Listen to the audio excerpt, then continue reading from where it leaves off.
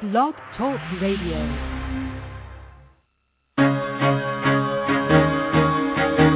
Carol the Coach. Sex, love, and relationships. We talk about it here. Carol the Coach. Compassion with contemporary relevance. I am a psychotherapist. I can be your personal life coach, and I can help you with your issues. There are no problems too small or too big. You can talk about anything. Speaker, columnist, radio TV host, and commentator. Carol the Coach brings messages of wellness and empowerment within reach of everyday people every day. Almost 5 years ago, I lost my soulmate in an accident. He was killed in a plane crash. Life just, for me, has seemed to stop. There are groups all over the city. I teach one. It is a specific way to start thinking so that you shift how you see the world, which then shifts your energy, and then you feel better and you actually see things differently. Carol the Coach. Always available, too, at carolthecoach.com. Now, I've got Russell on the line. I'm 47 years old. I'm a truck driver. I'm married. I have a wife in San Francisco. Okay. I haven't been home in 6 months. My thing is, I don't know if I have a sex addiction or what the problem is. Why do I want what I can't have? And as soon as I can have it, I don't want it anymore. You're right on target when you say, I don't know if I have a sexual addiction. Well, guess what? Yes, you do. And you know what? That's my specialty, Russell, so you're at the right place. Continue. I meet women online, and I'm in a different part of the country. I travel all 48 states, so I love sex. I hear self-esteem issues. You never felt good enough, and you didn't feel like you were getting what you should have then, and you're reenacting that now. Do you want to change that about yourself? You get what you need.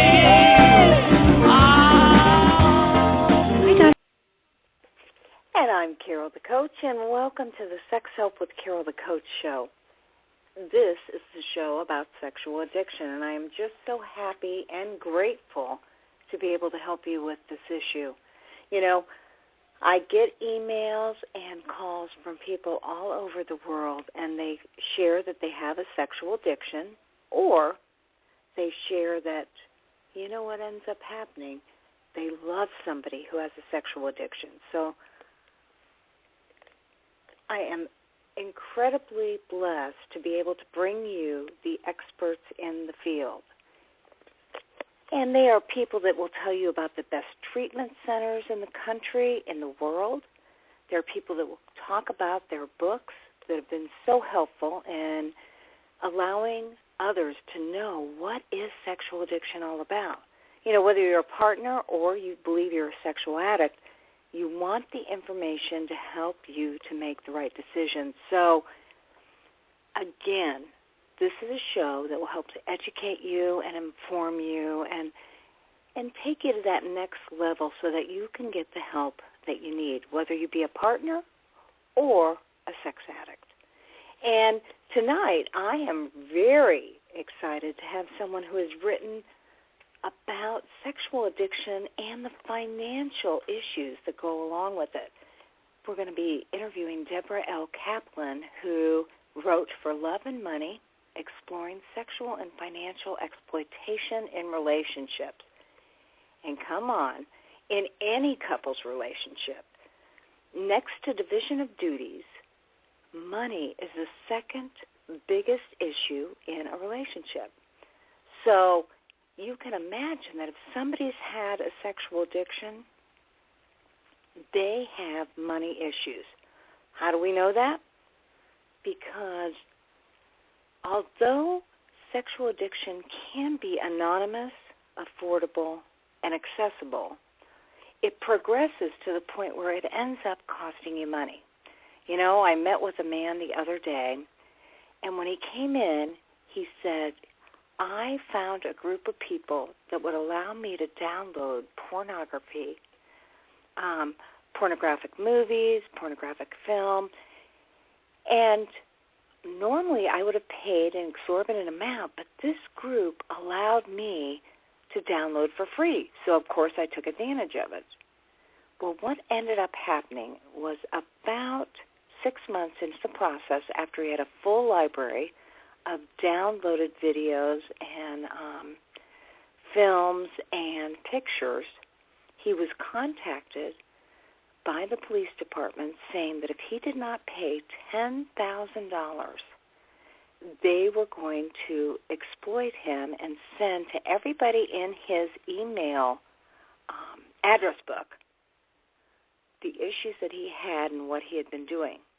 Now, he was smart enough to know this was not the police department contacting him, but they obviously were either part of the scam that got him to download the videos to begin with, or they had hacked in to that group, and they were now exploiting him by saying, you give us $10,000 or we're going to exploit you. We are going to let everybody know what you've been doing. Well, this man is a good Christian. He has a family, and he could not take the risk of calling their bluff. And so he paid them the $10,000. Boy, there was somebody who thought he was getting a deal and found out, in essence, that his addiction was costing him, at a minimum, $10,000. So Debra L. Kaplan is going to be talking about the volatile and exploitive world that occurs when addiction is fused with money, finance, and relationships.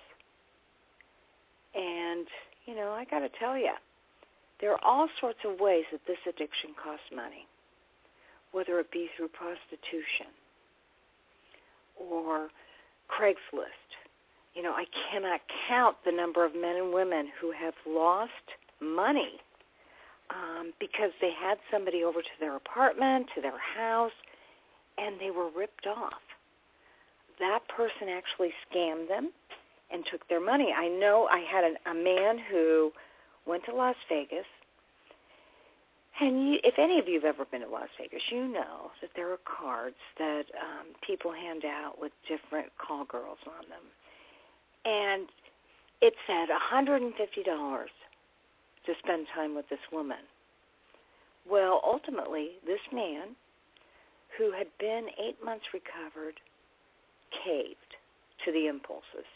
And he contacted the service, who sent over a prostitute, who walked into his hotel room, and for $150, she actually said, "Sir, that was just for me to walk in your door.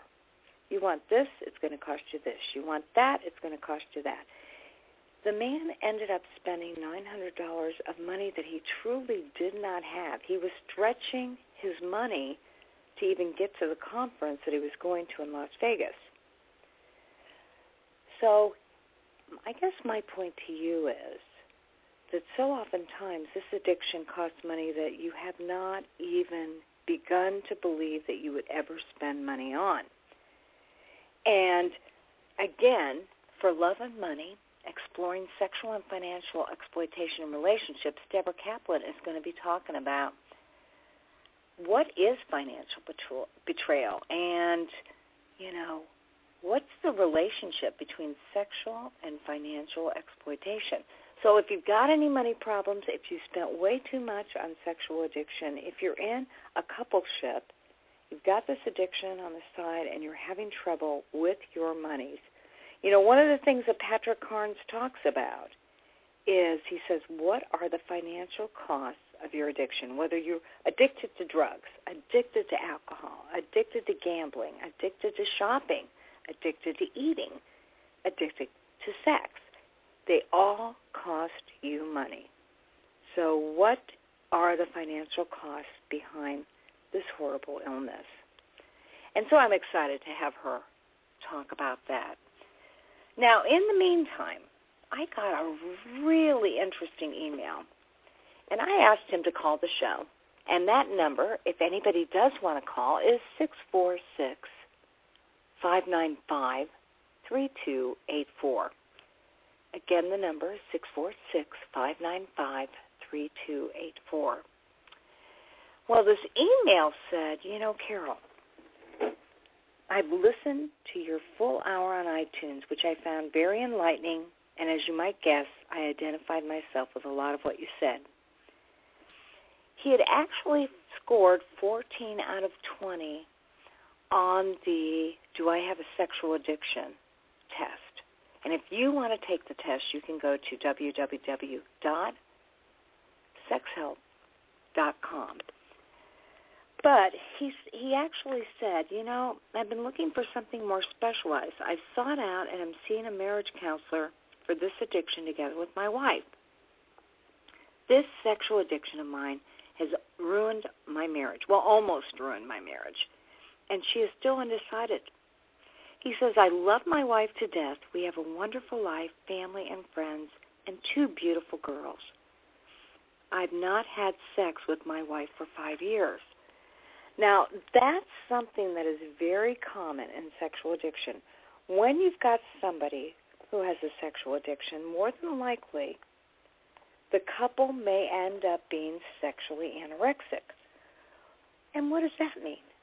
That means because you have programmed your brain, you've trained your brain to get excited with one type or several types of sexual addiction behaviors. You can't have normal, healthy sex with women or with men that you love. And so obviously this man's saying, hey, I haven't had sex with my wife for 5 years. This is his second marriage. And between the first and second, I was obviously divorced and did a lot of internet sex with all the free time in the world. And this has actually retrained his brain and conditioned him to only get excited when it's a certain type of sex. So he said, I'm interested in talking about all this with someone that understands.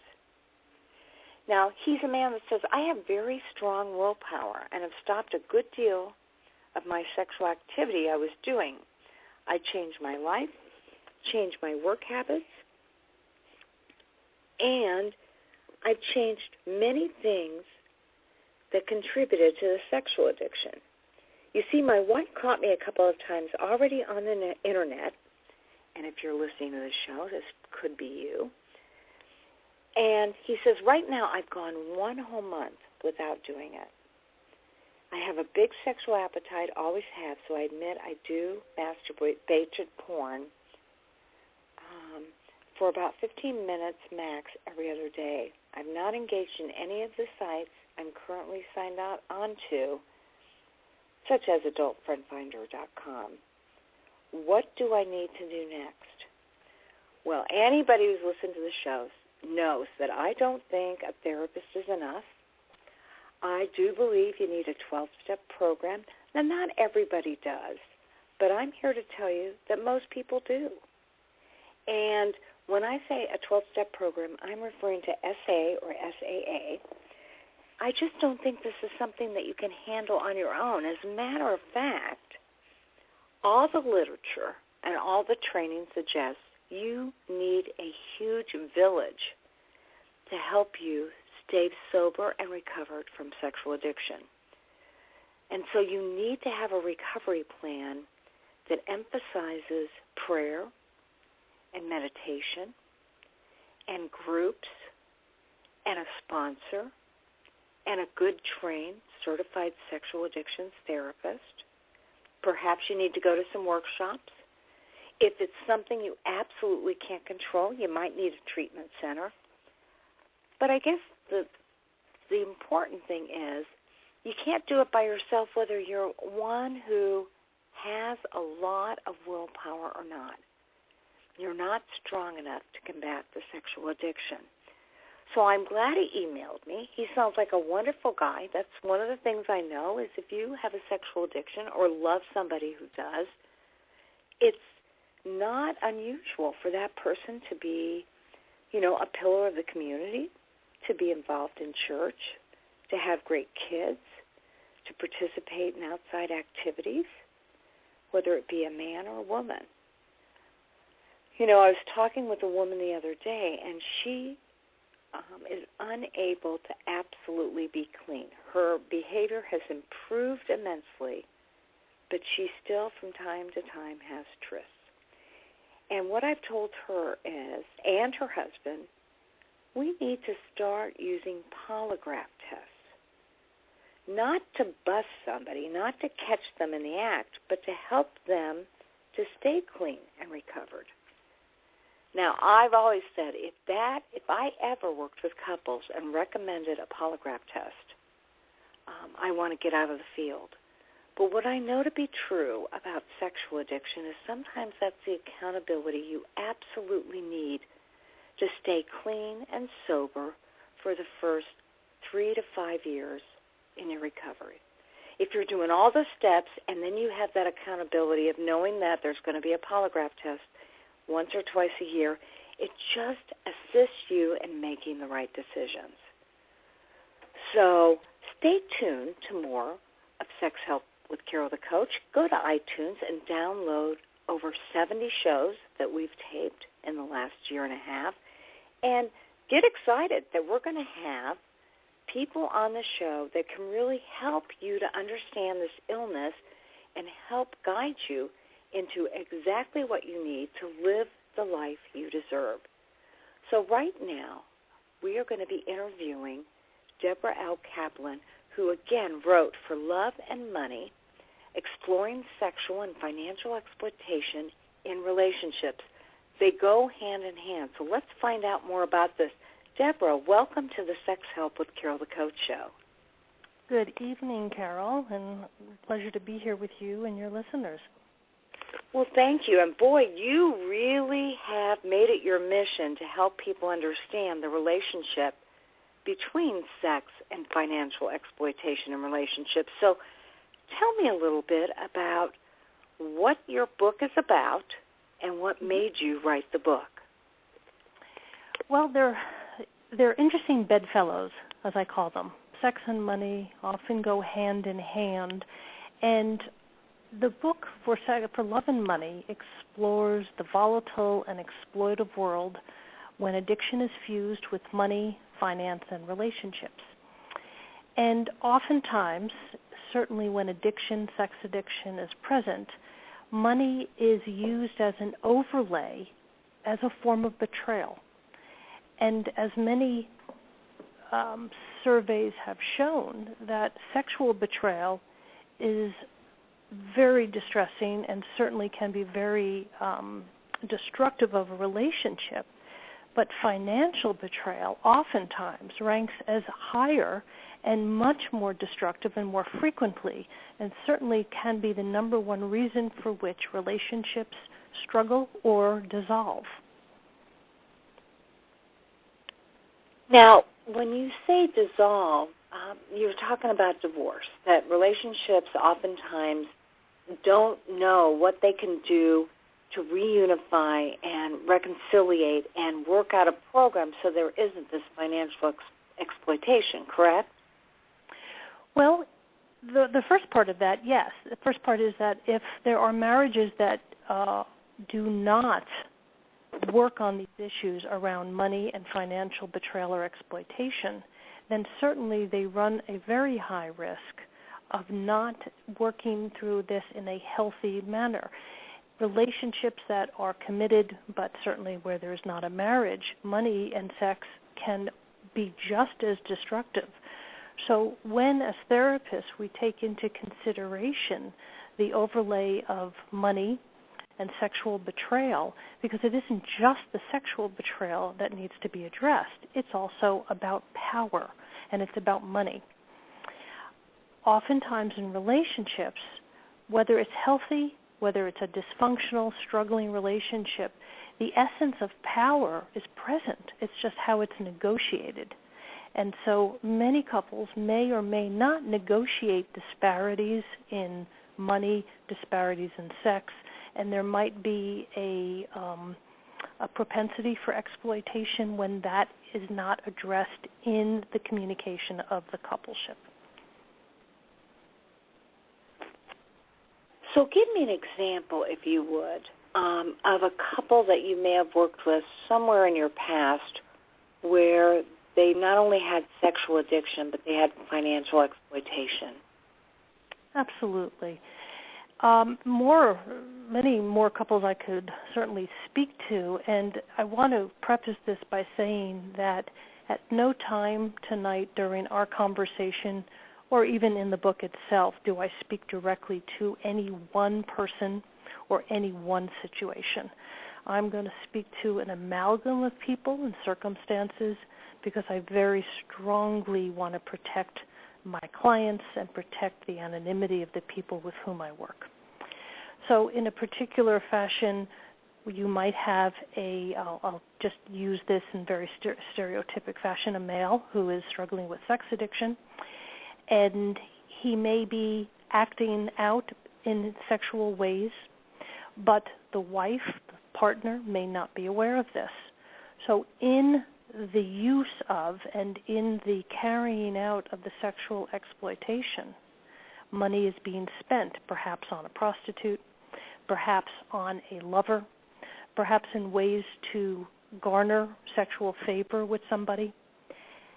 At the same time, in order to satisfy a partner's needs for attention, money may be spent on items that a couple may, for example, this particular individual that I'm speaking about, the sex addict, in the service of keeping the home front happy and calm and copacetic, he may agree to expenditures by his wife, his partner, or his same-sex partner in order to keep the home front calm while he's out. It helps deflect his sexual behavior and his compulsive acts. So you're saying that on some level it's manipulative. It might be manipulative in that he feels guilty because he is making advances in some sort of sexual way, and so he goes above and beyond what he should to provide his partner with monies that will make her feel fulfilled and satisfied superficially. Sure, absolutely manipulative, yes. And so addicts, as we talk about, many addicts, certainly sex addicts who are in the throes of their addiction, will be manipulative and exploitive because it is the nature of the illness, self-absorbed and self-involved.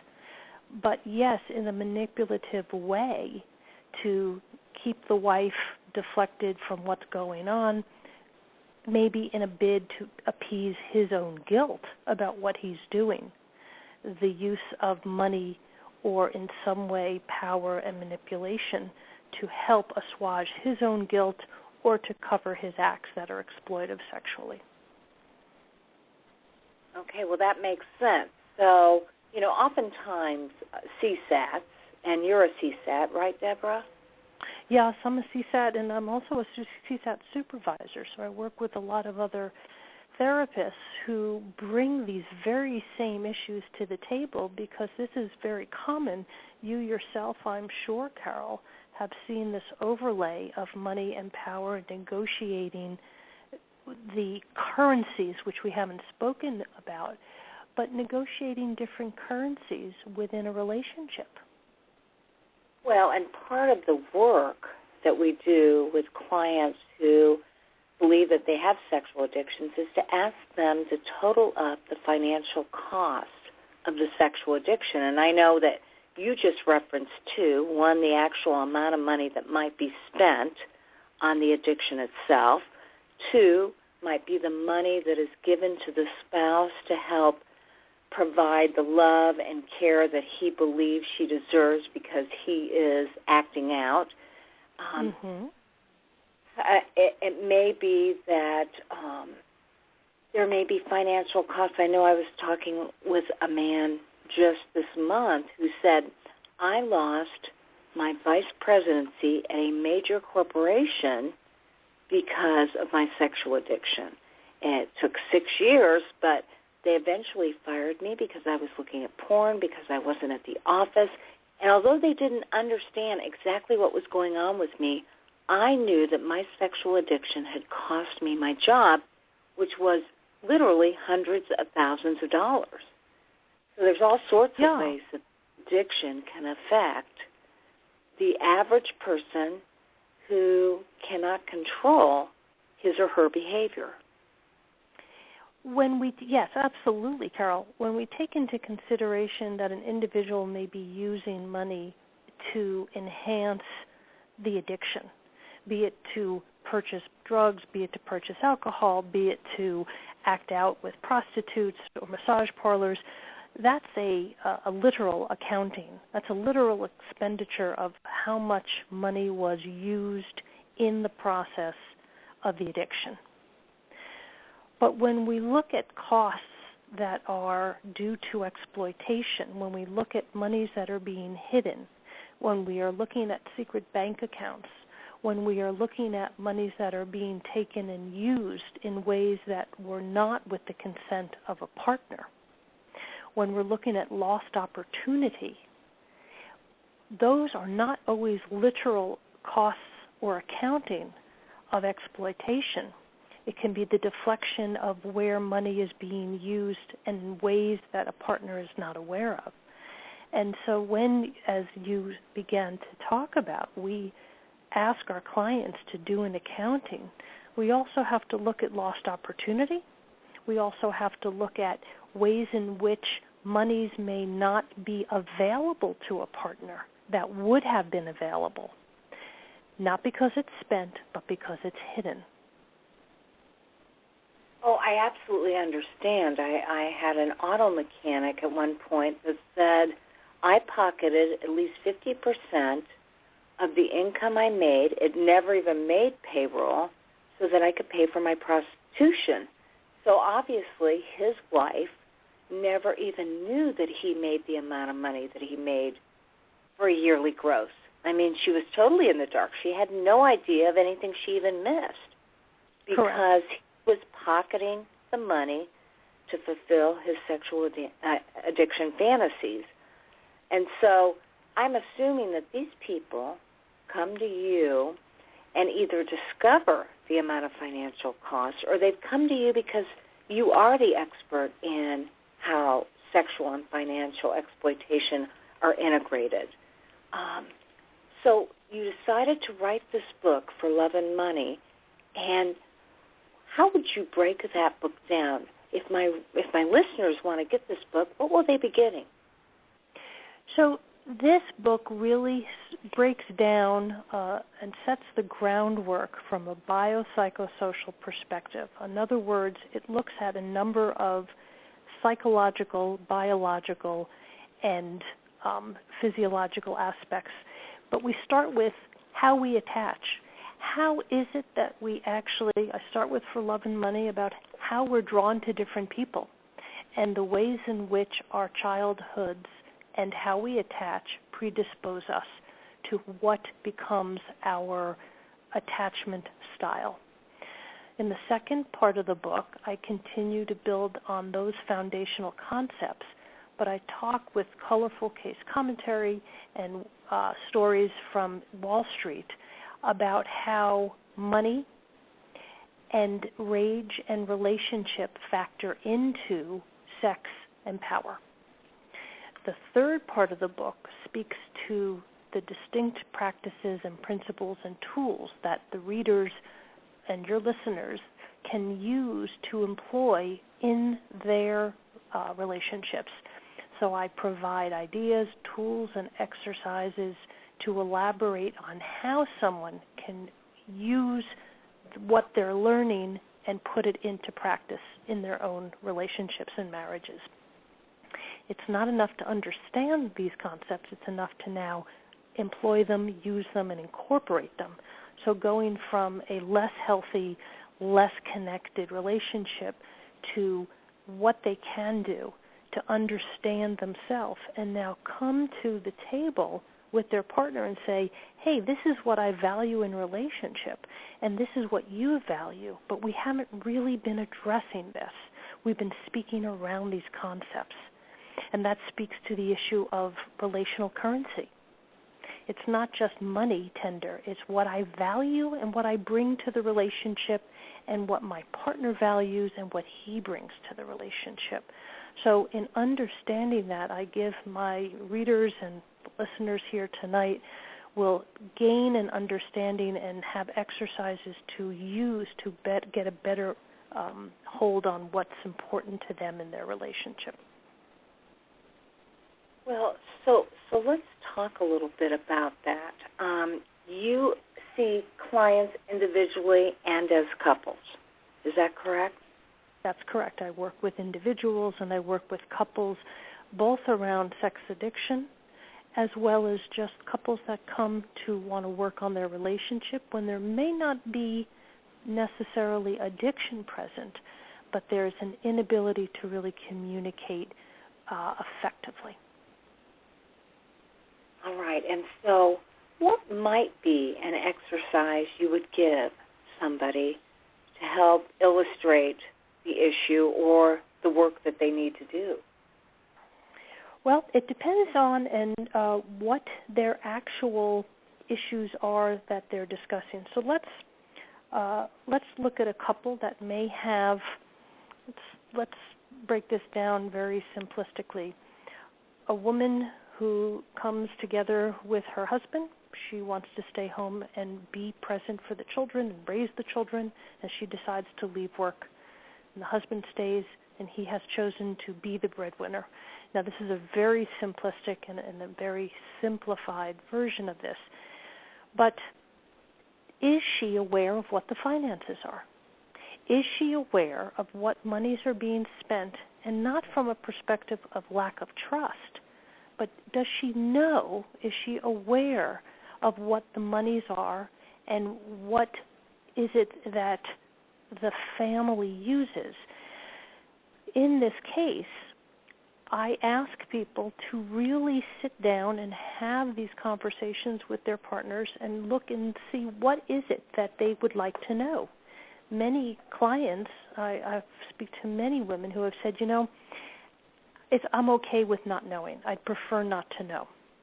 And while there may not be a reason to be concerned, I certainly think information is powerful, and knowledge is information, and it's a way to gain a sense of where I am in this marriage. Without having that disparity and that lack of equality begins to grow. And so I ask the couple to sit down together and work on not only knowing what their budget is, but work on showing what they have as assets and where do they both feel compensated for their work in the house and in growing the family.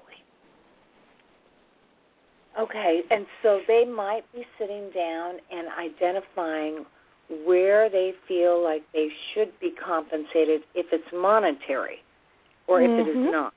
Mm-hmm. So let's look at this from two perspectives. Let's look at it as emotional, sexual, and monetarily. Emotional compensation may be lacking on one end of the relationship. Perhaps the husband says, I sit here and I work hard and I provide the money, but I don't feel like I'm being appreciated and loved for it. I feel as if I'm just providing a service. The wife, on the other hand, feels, I'm here, I raise the children, I'm doing everything we need, but I don't feel valued. I don't feel appreciated, and yet they're both speaking to the same thing, but they've never actually used those words. And to understand what they both value and what they both really need and want, it's important to be literal and intentional to discuss this. And that may be the first time ever that they've been directed to be intentional. I mean, so oftentimes we learn about financial issues from our own parents, and let's face it, there's certain age groups where the men made all the decisions or the women's roles were not necessarily compensated for. So you're having them sit down and really take a good look at what they contribute to the family and what the compensation should be. Correct. Now, there's a big piece here. If I were to say to this couple, and let's say I turn to the woman and say to her, what do you need in relationship? What are your needs? And what are your wants? The needs and wants of a relationship sound very easy. They sound almost simplistic. And yet 90% of my clients have a hard time clarifying what their needs are. I need a home. I need to have an income. I need to know that the bills are paid for. I need to know that the children can get to their school and they can get their clothes. I need to know that, there'll be we'll have a roof over our head. But to really know I need someone who's emotionally available there for me, or I need a man who's going to be responsive sexually to me. These needs may not have been discussed because they get lost in the day-to-day minutia of either one, raising a family, or going about the business of just being in relationship. And sometimes it takes just having these conversations and being intentional about what are my needs and what are my wants. And so are they oftentimes stymied as to what they feel they're worth or their duties are worth? I mean, I would think for some people this is a brand new concept. For many people, it's a foreign concept because they've never actually given themselves permission to ask themselves and say, what are my needs, and give themselves permission to have a need. Not only to have a need, but to express it. I may say I have a need, but I may not know what my needs are. I may end up saying, well, this is what I want, but that's different than what I need. A need is a bottom line, gotta have it, no ifs, ands, or buts. A want is, it would sure be nice, but it's okay if I don't have this in relationship. Okay. Once I clarify what my needs and wants are, now I have to go about asking, is my partner able to give this to me? And therein lies an issue. He or she may not be getting what they need. And it's how to negotiate that. It's not the end of the world. It doesn't mean the relationship is doomed. It just means that this has to be discussed and grieved if in ways the need is not able to be given and satisfied by the partner. And again, that is that can be so foreign for some people, and so you really give them guidelines to be able to talk about it. And even in the most progressive of relationships, it's amazing how some people will take a back seat and not want to talk about this.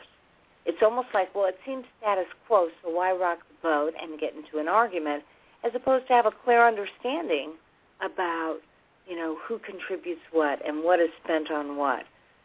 So absolutely. And especially if there has been addiction present in the history of the coupleship, one of the let's say the wife or the female partner says, well, I may have my needs, but he's busy, he's been involved in his addiction, he's not going to give me what I need, and I don't trust that I will get those needs met. So can she meet her own needs? And so asking this of our clients to come to their own assistance and to begin to stand up for what they need and trust their instinct and go about getting their needs met in ways that are self-affirming and of worth is very important, very basic, and may never have been talked about before. This must be especially gratifying for you to really help open up couples' eyes as to the dialogue that's necessary and even the structure. I mean, again, if you don't know that what you do is valued or valuable, you may not be able to identify what it's really worth financially.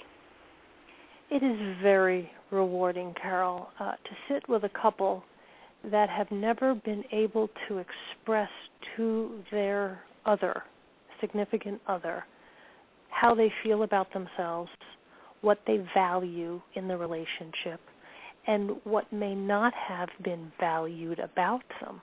But to have those honest communications between them and to see the growth and connection is so rewarding for myself and us as therapists. And this is what my hope for Love and Money, to bring the two together in one avenue so that we're not just dealing with this piecemeal. We're not dealing with addiction and sex, but we're dealing with self-worth and value and currency and power. When we are not willing to stand up for ourselves and we give our power away to our other significant, that's problematic. Well, absolutely, 100%. So now, could you explain the relationship between sexual and financial exploitation? I mean, you know and I know that sex can be used to control and manipulate or exploit. And what it is, it's considered sexual abuse. And you talk about eroticized rage. That's correct. When sex and anger are fused together. Mm-hmm. When sex and anger are fused together, that is referred to when it's sexualized anger, eroticized anger. That means the anger becomes sexualized. Well, monetized rage is the fusing of finance or money and power and anger. And when you bring those together, where finance and money are used in an exploitive, rageful fashion, allowing an example of that might be withholding information from a partner so that he or she is left more vulnerable financially. Withholding information or withholding funds. Making sure that decisions are made unilaterally. There's a checklist that I speak to in the book about monetized rage and how to identify if one, for example, is experiencing that. The questions in the book I have at the end of each chapter is for the partner and also for the individual, him or herself. So an example for the partner, am I afraid of my partner? I have to account for all my expenditures and my partner gets angry when I have unexplained expenses. Am I afraid to ask for more money? If I am sexual, do I feel loved? And do I feel that this is a monetary exchange of sexual currency? Can I afford to leave my partner? And if I did, would I be threatened with financial impoverishment?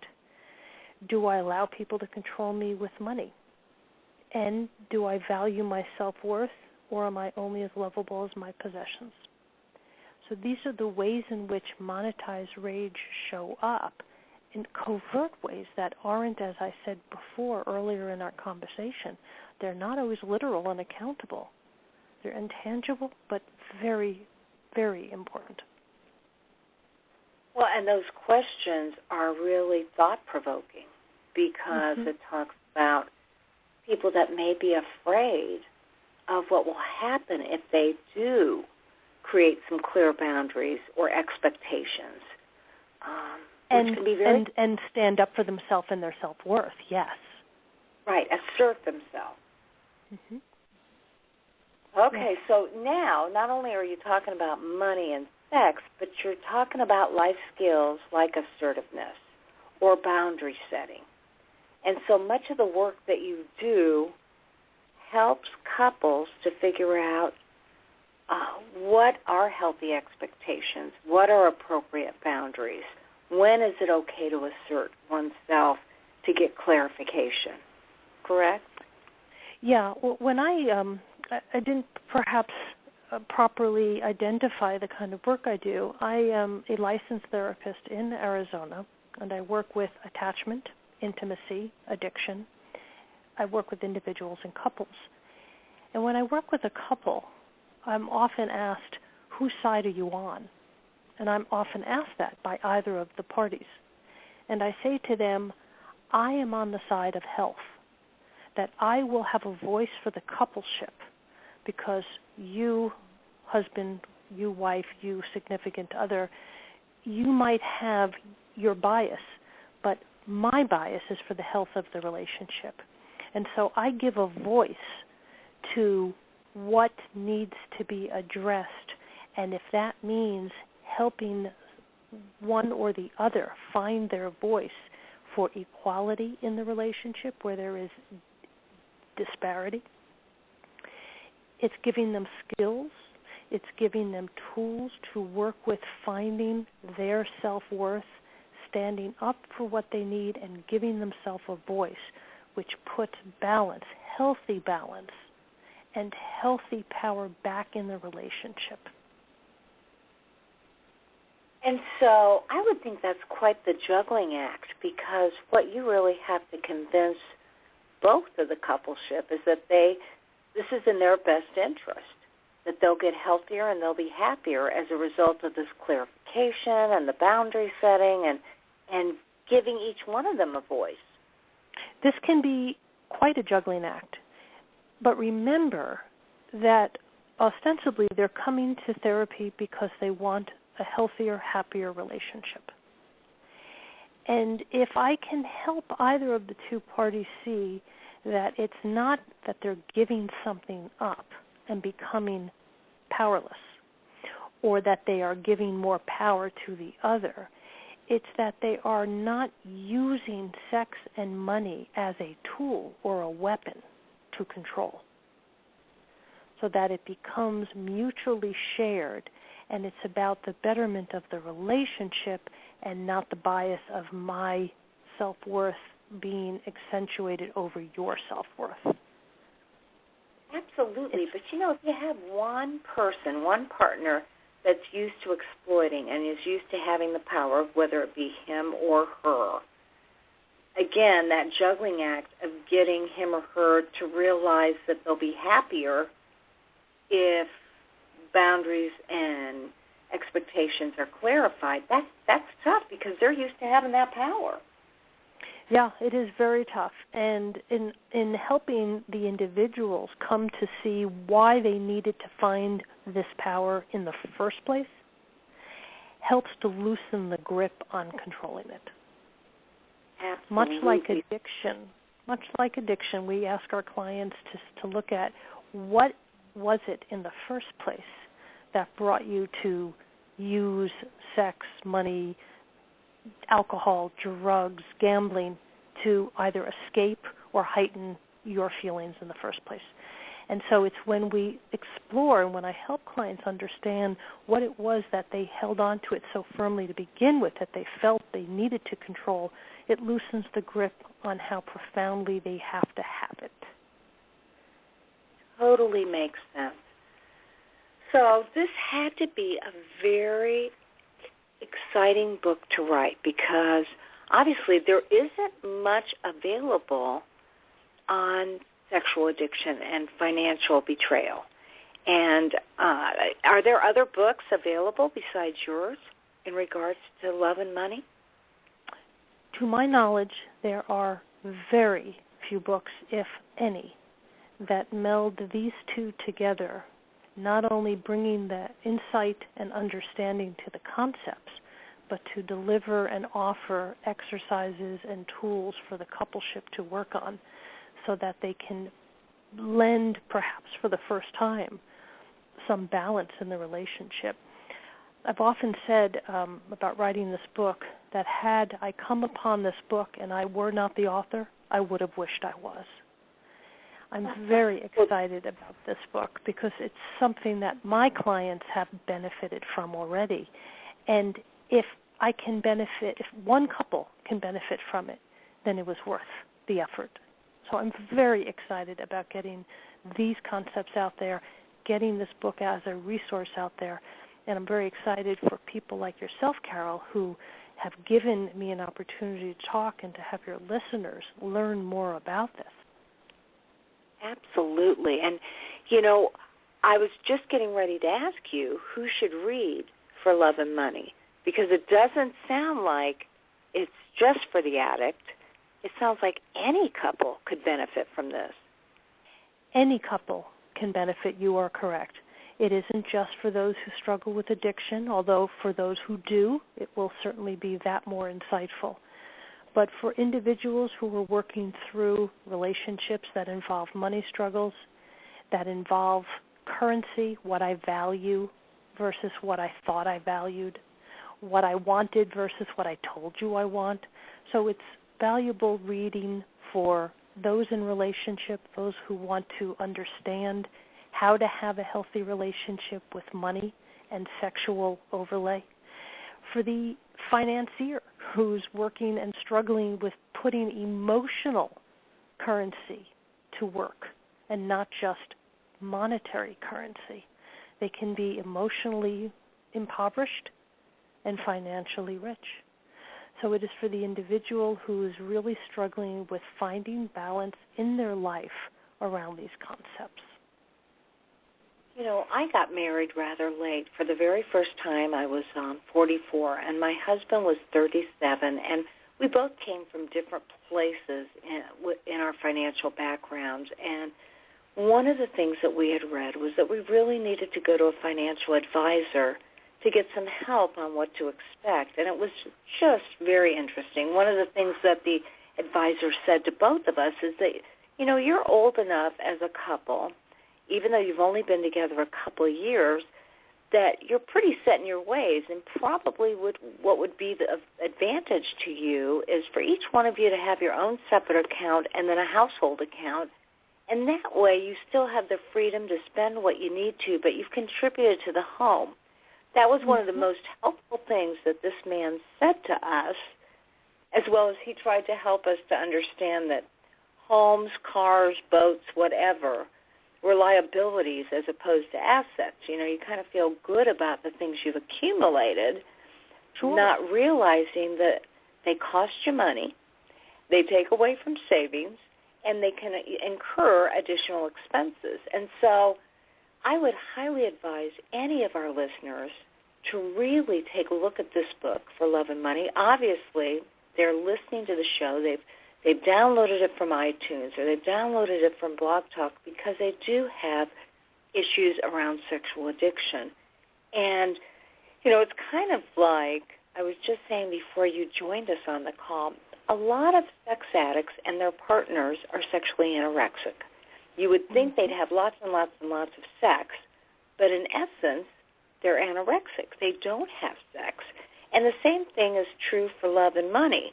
I mean, clearly, you would think that a couple who has significant problems would have a great understanding about what the costs are financially in the relationship. But oftentimes, sex addiction is so emotional that you don't look at the practicalities of financial costs and where does the money go. It's almost like you're bombarded with such emotional issues that you can't get down to the realistic expectations and issues in a relationship. Oh, absolutely. And as you know, Carol, certainly when a spouse partner, discovers for the first time the sexual infidelity, their world has been rocked. His or her world has now been turned upside down, perhaps overnight, and the world as they knew it, their relationship, their marriage as they knew it, is not the same. The last thing they're thinking about is money at that moment. They're not thinking about what was spent. They're not thinking about any of those other aspects. What they might be thinking is, am I lovable? Why wasn't I good enough? Why wasn't I the person that he or she turned to? What don't I have? Am I not enough? And so that sense of lack becomes the elephant in the room. And in the ways that a partner tries to make up for what they feel might have been the reasons for their partner's dalliances, exploitations, betrayals, I will, as a partner who may be in throes of betrayal, I may try to come to becoming my partner's most desired other. So I may try to up my sexual currency to become more attractive to him or her. But the fact of the matter is, it isn't, unfortunately, about the partner. That's the good news. The bad news is it's also not about the partner, because addiction is so self-absorbing and at times incredibly exploitive. And that is the shame and the pain and the destruction of addiction. Well, I 100% agree with you. And obviously you have shared why people should read your book and what kind of benefits that they can gain from it. Now, how can they obtain your book, and how can they get a hold of you if they need to? Well, they can find me on the web at www.DebraKaplanCounseling.com, or they can simply Google Debra Kaplan, and Debra Kaplan Therapist pops up, and I'm proud to say there's enough information they'll be able to find me. For Love and Money, they can find on Amazon, and all they have to do is go to Books for Love and Money, and if they just put in that first part of the title with Debra Kaplan, or they can put in For Love and Money, Exploring Sexual and Financial Betrayal in Relationships. They can contact me directly, and I will refer them. They can find the book link on my site. They can find it directly at Amazon, and it is readily available for download in an ebook form or paperback form. Excellent. And then, Debra, do you ever do workshops or intensives for people that may not have the ability to see you specifically? Yes, I do workshops and intensives. I do a fair amount of presenting around the country. I will be doing a presentation coming up in March in Arizona, both in Scottsdale, Phoenix area, as well as the Tucson area, and I'll be attending various conferences. And I do intensives. What I would recommend to the listener, for those that are interested, to contact me directly by way of my website, and or to go and watch, to look at the presentations. They can click on the links to presentations and see where that will be. It changes through the course of the year, and we're coming upon 2014, so it's the beginning of the year, and they'll be able to find different parts around the country where I will be presenting. Well, I just really appreciate the fact that you've made this your mission to help people with a very uncomfortable topic, which obviously is money, and when it's combined with sex addiction, it can be absolutely devastating. As we begin to end the show for tonight, is there anything else that you would like to add that you don't think I've gotten to in asking you questions? No, you were very complete. You were very thorough. I think more than anything, what I'd like to leave the listener with is that every situation will have its own issues, every relationship, every struggle. But what it really helps to do is to bring the issues onto the table and dig deep to look at what it is I need and I want in relationship, and be willing to ask for that. And then to recognize that our own emotional needs and sexual needs cannot be stifled, that we have the right and we deserve to ask for what we need. We may not get it from our partner, but we deserve and need to ask for it because we have to value ourselves. And certainly absolutely, and I always say when you assert yourself, it doesn't mean you get what you want, but at least you know you were clear and direct about what you needed, what you thought and believed. So, Debra Kaplan, thank you so much. We are talking with Debra L. Kaplan, who wrote For Love and Money, Exploring Sexual and Exploitation in Relationships, and you can get her book at Amazon.com. Appreciate all your wisdom and wish you the best for the future. Thank you, Carol, and thank you to the listener who's been with us tonight. All right. Have a great week. Take care, Carol. All right. And I have to tell you, I mean, this is a tough subject, so I would highly recommend that you get her book and ask the tough exercises that will navigate you through this process. If you're not lucky enough to get to work with her or go to one of her intensives, again, I was talking with Debra L. Kaplan for Love and Money, Exploring Sexual and Financial Exploitation in Relationships. So that does it for me tonight, and I appreciate you hanging in there and love that you download the show. If you have any questions for me, feel free to email me at carolthecoach@AOL.com or go to my website, Sex Help with Carol the Coach, or carolthecoach.com. As I end every show with my famous statement, there will only be one of you at all times. Fearlessly have the courage to be yourself. We'll see you next week. Make it a good one.